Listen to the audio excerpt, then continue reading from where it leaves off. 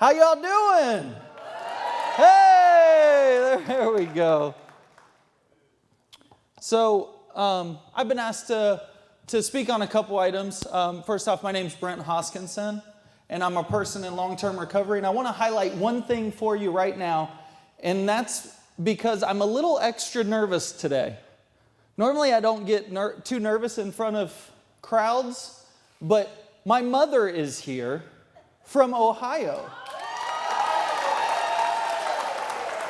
Go Bucks, right? We got an Ohio State hat right over here, so peer support at its finest. So my mother's here, so I'm a little nervous so if all of you, after I get done, will go over and talk to my mom and say what a wonderful son she has, I would really appreciate that. And if you don't think that, just lie. So again, I'm a person in long-term recovery. What that means to me is that I don't allow the symptoms of post-traumatic stress to dictate how I live my life day in and day out. So I don't allow severe anxiety, panic attacks, depression to dictate how I live my life. And I don't use substances to cope with those difficulties. It's been a long, hard journey, but it's also been a wonderful journey because I have the opportunity. My recovery affords me the opportunity to do things like this right here, to come and talk to you, to raise awareness to other people, because unfortunately, our system is built a lot toward crisis. People get to crisis and then they can get help. And that's where I was. And I don't want another person that doesn't have to deal with that to go through it. Some of you may have been there. Some of you may have gone to a really bad spot before you found help, before you found recovery. Well, if we continue to speak up, I speak out about my recovery so that others don't feel the discrimination that I felt that kept me from admitting to my diagnosis and receiving help. So I've been asked to tell a little bit of my story. I'm going to start by saying that I come from a wonderful family. I have to say that. My mom's right there, right? I would say it anyway, though. I come from a wonderful family, and that's important because family is a big part of recovery, and we can't forget that. I come from a wonderful family, a really good foundation. I have both parents. I'm very blessed to have both parents in my home growing up. I have a brother. He's wonderful, still back in Ohio, a nephew. So I have a good family. And I actually grew up, and I think it's important to highlight this. When I was in my early 20s and late teens, I thought mental health and addiction were willpower things. And a lot of people think that. And then in 2007, I was diagnosed with a life-threatening tumor. It was on my right carotid artery, and it was really scary. And to go through something like that type of trauma at a young age, it's something that you're not expecting. It's something that is out of the blue. And to go into a situation where you may not wake up. I mean, it ended up being a 10-hour procedure and everything went okay. And fortunately, I'm doing well today, so I'm very thankful for that. But it caused a lot of difficulties that I never dreamed I would go through. So I started experiencing things like panic attacks, things like severe anxiety. I mean, crippling anxiety. But I hid from it. And I found a coping means because I didn't want to admit it and go get help. I found a coping means, and for me, it was alcohol. For a lot of people, it's a lot of other things. And so that took me to a lot of bad places. But I don't want to highlight that because that's really not what's important. So I went through a lot of really bad stuff.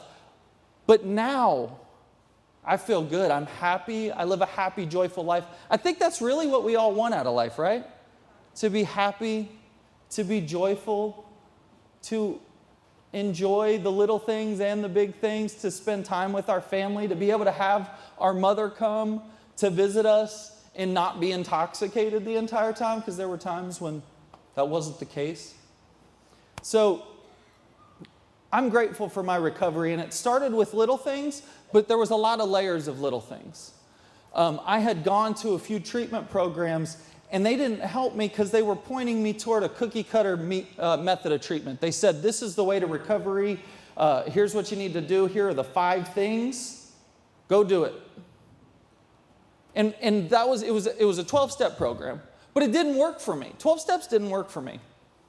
And it's partly because it didn't address the underlying issues that I was facing. What finally helped me was an intern at a program that I went to. She came up to me and said, I heard you say something about trauma in your life, and I want to hear more about that.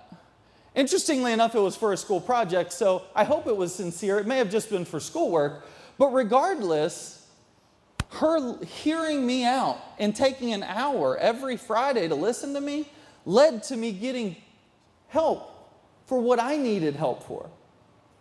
For me, that included a medication to support my post-traumatic stress and the severe anxiety that I face, and that's okay. A lot of people find that they don't have to take anything, and that's awesome. One of the things that I am a huge advocate for is multiple pathways to recovery, because it is so important that we embrace that different people find recovery in different ways. So she started listening to me, so that was huge, because I had gone to the counselors and stuff, and sometimes you go to treatment, and if you've ever been there, you think to yourself, you know, I'm going to have an opportunity to speak to someone, and you never get the opportunity to speak to someone. And it was this intern taking an interest in me that led me there. The other thing was the counselor that I had said, it doesn't have to be a bad day. I went into group one day, and I was miserable. I had just drank the day before. I woke up miserable. I felt crappy. I used some choice words in group that morning to relate how I felt, because it was so bad, which I don't use that type of language. But she said something to me, and it's so simple, but it meant so much. She said, just because it started out bad doesn't mean it has to finish that way. Right? What do you like? What do you care about? What do you enjoy? So like so many other people in recovery, or starting toward that path, I didn't know what I liked anymore. I started thinking about it. I'm like, what do I like to do? I don't know. So I had to think back to a time when I did know. And what I pulled out of that was that I enjoyed yard work. I used to love taking care of my yard, getting out on the lawnmower, cruising around. I had a 0-turn mower that had been sitting in the garage, busted for like a year. I got out, and I fixed the transaxle on that mower. And which, by the way, I'm not extremely mechanically inclined, so that was progress. And I started digging ditches. I tell people sometimes that I dug ditches to get to recovery, because I started edging around the pine islands in my front yard. And I got about halfway around one, and that's when I finished for the day. It was hotter than all get out. It was summer, and I was like, okay, I can go back out tomorrow. I went that night before bed. I started reading literature based on my faith, spiritual literature. And I made that a nightly routine. That night I went to bed, and I was happy. I was like, man, this has been a good day. And so that next morning, I was like so excited to tell everybody. I ran in. I was like, hey, I feel good today. So I wanted to feel that again. So it was a lot of those little things that led me to recovery. And I always try to tell people, it's not climbing a mountain. It's climbing a lot of small hills that get you up to the top of the mountain. Because that's how I found it. And fortunately, I had a lot of supportive people along the way. The CPS project gave me something that helped me to hone my skills. The Georgia Mental Health Consumer Network, and our executive director sitting right over there, Sherry Jenkins Tucker, such a wonderful, wonderful woman. Yeah, please give her a round of applause. You guys are going to hear from her later. incredible stuff. And I don't know whether she saw something in me or if I just beat down their door enough that they gave up and, just said, okay, we'll give you a job. But it was one of the two. You can talk about that later if you want. But so I found the CPS project. That gave me something to care about, that I could give back to other people, give back to the community. I didn't even know exactly what all I was going to do, but I knew I learned a lot of stuff about peer support, about being there for other people that I could have used. And so now I want to give that back to other people. I'm also a certified addiction recovery empowerment specialist. Neil Kaltenecker just walked in the room. Give her a hand of applause. No. Oh, okay. Woo! Oh, I'm sorry. Neil Campbell. I am still getting used to that, Neil. I'm sorry. Neil Campbell. She changed her name like a year ago, so you would think I would have it by now. But, and those two ladies, if you have an opportunity to talk to them, if you want to talk to Neil, bring up her grandson, and you won't get away from her. But they make it a recovery. Because Neil is the executive director on the Georgia Council on Substance Abuse, and Sherry is the executive director of the Georgia Mental Health Consumer Network. In the state of Georgia, it's about recovery. I get to do some work with the National Coalition for Mental Health Recovery, and one of the things I experience is you see a lot of divisions in other states. Not in our state, because those two women work hand in hand hard to make it about recovery and about people getting better, about wellness, about people living a joyful and happy life. And so that's what brings me here. That's why I'm here. I also was asked, and my 10 minutes that I wanted to allot for that actually ended up being 11, so I hope that's okay. But I also am here to talk about the Georgia Recovery Initiative. So a lot of people are like, okay, what's the Georgia Recovery Initiative? So I think that's important. But what we're about, supporting recovery, self-determination, and hope in Georgia. Oh, my clicker might not be working. There we go. So what is it? It's a movement. That word movement is really important because initiatives and things like that, they have an end. This is continual. So it's a movement promoting recovery in Georgia. It was formed in 2011. And the next paragraph is really important because it's a collaborative. It's a group of people from all different walks. There's people from the Department of Behavioral Health and Developmental Disabilities that are involved. Mark Baker, he's the director of the Office of Recovery Transformation. The state of Georgia has an Office of Recovery Transformation. That's fantastic. Stakeholders in the community, service providers are involved, advocates are involved, and a lot of people in recovery like myself. And so what are we trying to do? We're trying to make Georgia into a recovery-oriented system of care. And so that other people can experience what I did, which is joy and happiness in life. We embrace recovery from all things, and that is, again, through that partnership. The Georgia Mental Health Consumer Network, the Georgia Council on Substance Abuse, and the Georgia Parent Support Network, and Sue Smith, their wonderful executive director. Those ladies work together tirelessly, and it has a trickle-down effect because all of us that work at the network, and Owen Doherty, I always have to mention Owen because he is someone that I've worked with closely over the past year and a half or so, and he is an incredible advocate for recovery. He works with Neil at the Georgia Council. He does incredible stuff. And Angie from the Georgia Parent Support Network, we've worked close together. It's a trickle-down effect. It's about recovery in Georgia, and it's because of wonderful leadership and the partnerships that exist between those agencies. All right, so what we believe. We believe that recovery happens in communities. Why are we here?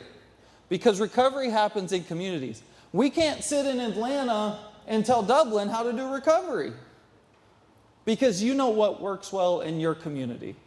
You know what the natural supports are in your community.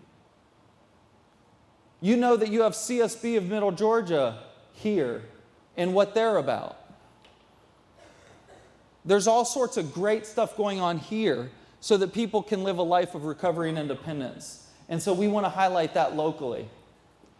The other, and this is key, and I mentioned it already, but multiple pathways to recovery. There are people that use 12-step meetings, and that is fantastic. I love 12-step meetings. I think they're wonderful. It didn't work for me. It actually kept me from recovery.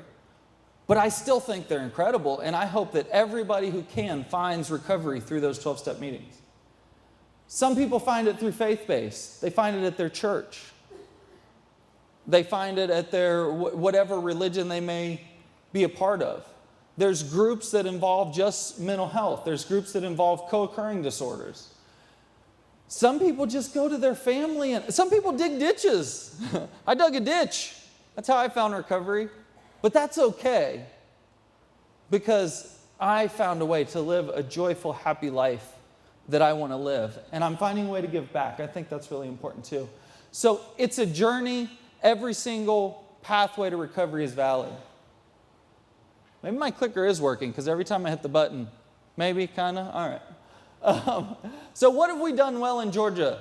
The Office of Recovery Transformation was established in Georgia. That's a big deal.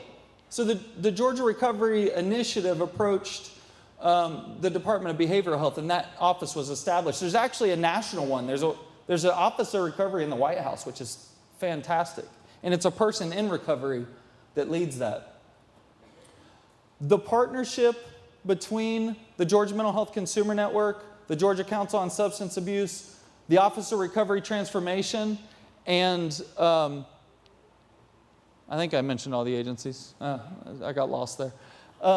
We went around the state and we did 31 listening sessions because, again, recovery comes from the community. So what do you guys say recovery is about here?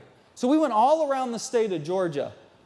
A definition and principles of recovery were developed, which is a hugely big deal. Over the course of a year, from what the communities told us, we supported the development of that recovery definition and guiding principles. We found champions of recovery. You have some in your local community. I have to highlight Matt and Elizabeth, Matt Rainey and Elizabeth Button. Elizabeth's got a hat on back there. Give them a shout out. They heard about something that was going on, and they said, we want to be there. That's what and now I'm walking in front of the thing. That's what being a champion of recovery is about. We want to be there. We want to be at that table. We want to support recovery however possible. We were asked to keep coming back. This is big because we kept coming back. We're still coming back. Years later, I think it started fiscal year 12 or 13, somewhere in there. I'm looking at the executive directors over there, and they're just laughing and having a good time. Look, they're sitting at the same table. Substance use and mental health are sitting at the same. That's a big deal, guys. I mean, we have something going on here in Georgia that's really, really incredible. And I want to make sure that you guys know that. Because we have these agencies in the state that are all working together to support recovery and to help the local communities. And I think that's really important. I wanted to get someone to read this, but just so everyone can hear it, I'm going to go ahead and read it. Recovery is a deeply personal, this is what the communities in Georgia told us.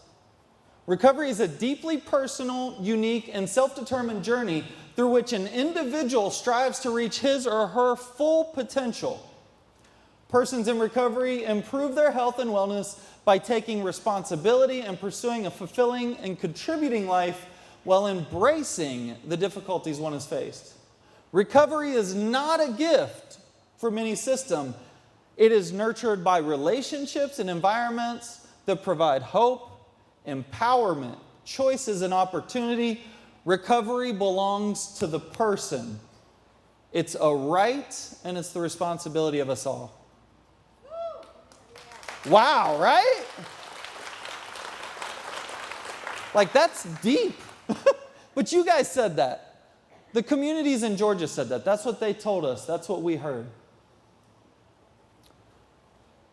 It emerges from hope. It's person-driven. It's strengths-based. I love that. It's strengths-based. Person-centered. It's about what I care about, what my goals are, what my passions are, and what matters to me.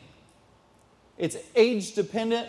Recognize the wisdom of the lived experience, Some of the wisest people I've ever met are people who have been on a long-term recovery journey.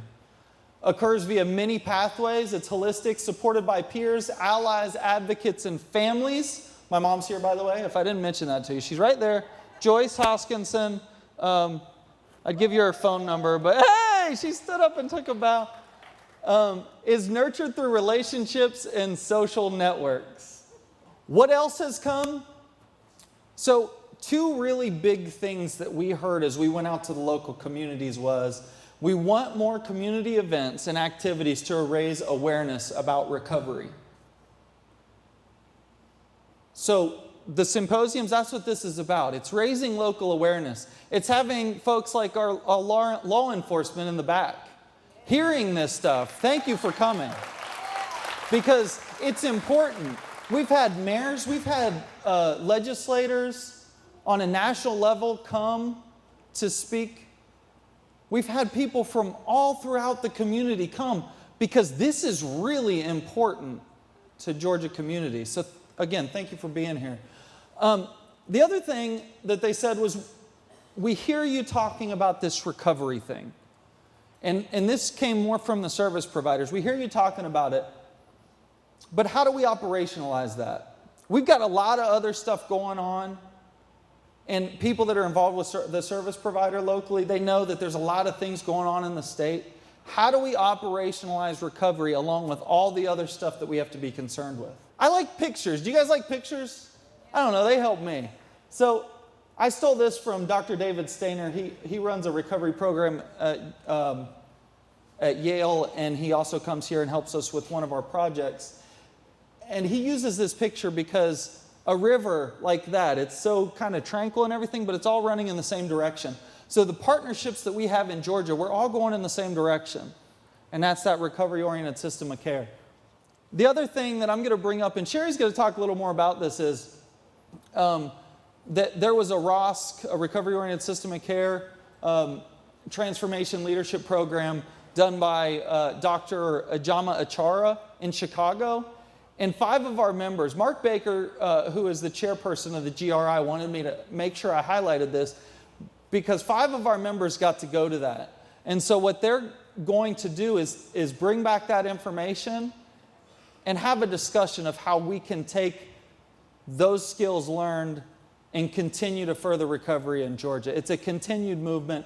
It's a continued progressive thing. So they're trying to be like this. Have you ever seen one of these boats? They're like a foot wide. I don't know how exactly they sit in them. But when you watch them go through the water, it's a beautiful thing to watch. But if anybody's off, if anybody's not in the same line going for that same goal, it can mess up. So we have that going on right now, that beautiful scene, everybody in the same direction toward recovery. This is big, and I stole a few things, and Neil's here now, so I can highlight that I stole it from her. But recovery equals sustainability.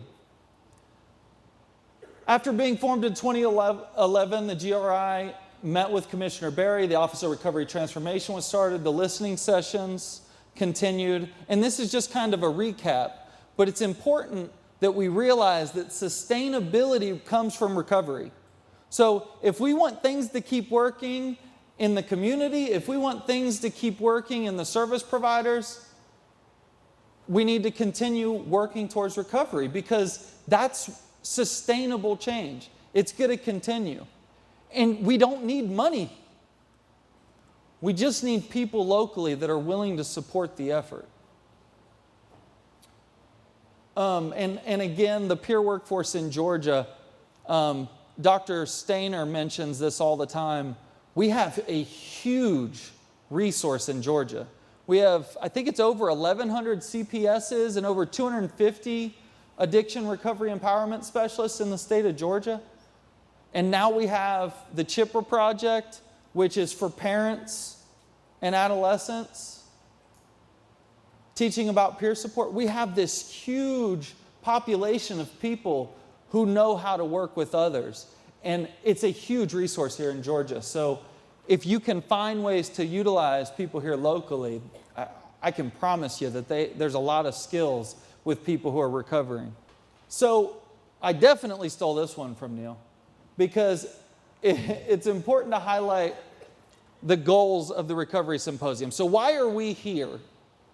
To develop local resources and leadership on recovery-focused initiatives. So you're here because you stepped up and said, I want to be a part.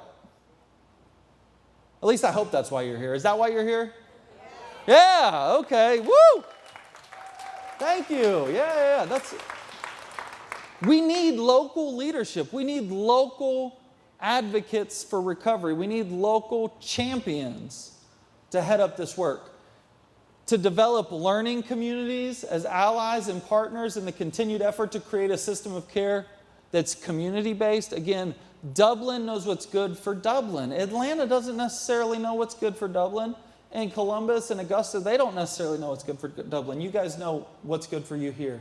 To develop local awareness of the recovery movement and local behavioral health services. So you'll see there's boards along the walls. Check those out. See what's going on. See what's available. I know the CSB of Middle Georgia is on board. Denise is right over here. She's the CEO of the CSB. Thank you, Denise, for coming. Over a brief period of time, the last several months, I've had an opportunity to get to know Denise, and I don't know that I have met a more impressive and impactful CEO of a CSB statewide. I mean, you guys are so blessed to have Denise Forbes. She is just, thank you. We're not worthy. Thank you so much for doing what you do. So I use this slide. I actually was thinking about this slide yesterday because I was watching Augusta. Is anybody golfers or like golf? Yeah, so we got a couple of you. But my experience with golf is that if I hit the ball, it's probably going to end up in the water. And sometimes I don't necessarily see the splash, but when